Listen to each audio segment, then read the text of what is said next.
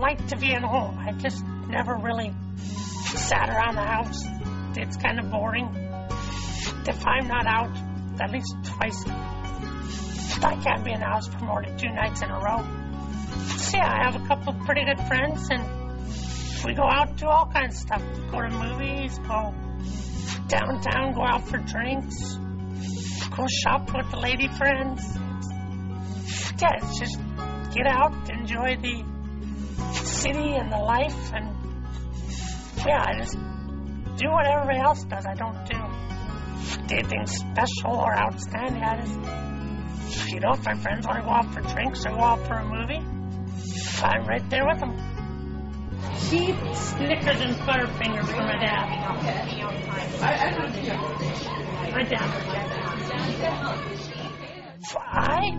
When I grew up, I grew up in a small town. There wasn't other disabled kids.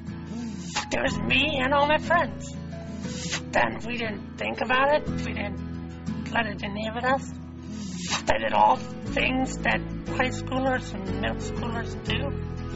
I had all the fun. I did went to all the games, did all the road trips. So I guess living independently was never as much a big deal for me as it was for my mom. Because it was just that all my friends are going to college. I'm going to go to college. I didn't really ever think about it. And I was actually the oldest, the first dead off to college, so I think it was double the hard. Make it difficult, but my mom was great. She knew that it was my time in life, and she never really acted like, I think she did have a really tough time with it at first, but I would have no idea. She left, she was strong.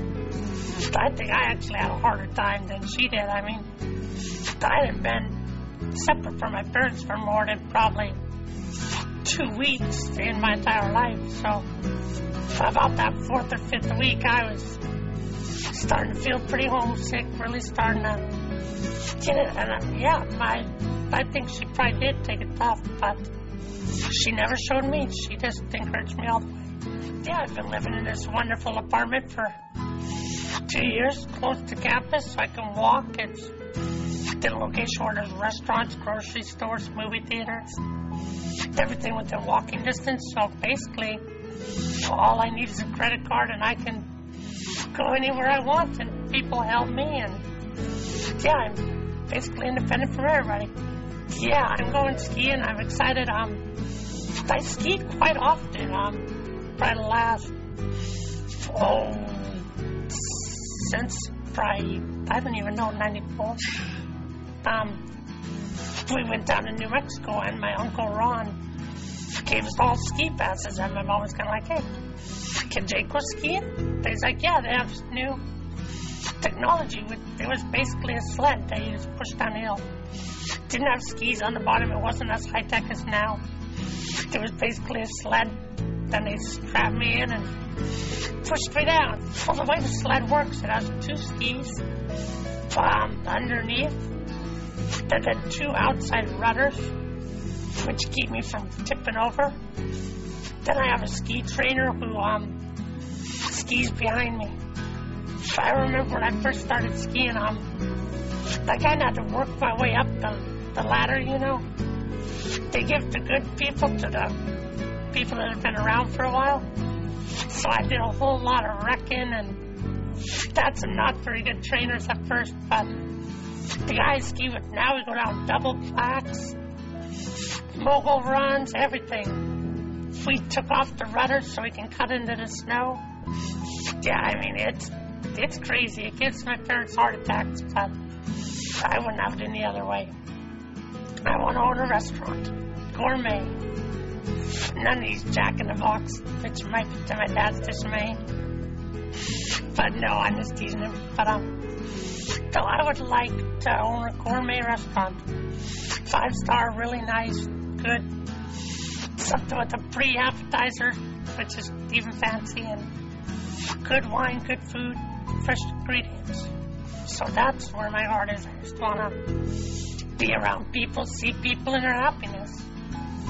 I think if you get into a job, you're around people that are the stressed all the time, and or they don't like their job, or they don't like this about their boss. So I want to be something where people come in and have a good time and laugh, eat and drink wine, and are just happy, because that'll make me happy.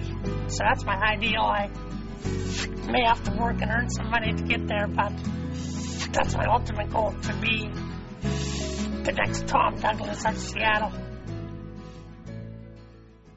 I've just always been an optimist, and I don't know where it comes from. I don't have a philosophy. I have words of wisdom I read every morning to get me by. I just wake up and I enjoy life. I love life. I love friends, family, school, being independent, getting out, everything. I wake up and I don't think about being in a wheelchair. I don't think about what I have to do this. I just do it. My cousin used to ask me, tell me, Jake, you're my hero. I'm like, okay, whatever, I'm your hero. But for me, it was never being a hero. It was never about, overcoming all this stuff. It was just life. Everybody has things that they deal with in their life. So this is mine. I wish I could tell you some way that I keep myself motivated, get high spirits. I wake up every morning and I'm just happy to be alive. I like life. I attribute a lot of it to my faith. I do believe trusting in God has made it easier for me to deal with some of the struggles I have, but even my struggles aren't big for me. They're things that you have to work over and you have to do, and it's just, you just need to get out and experience life, and I guess that's all the words of wisdom I can give. I'm just me, and I'm an optimist, and I don't know how I can pass it on.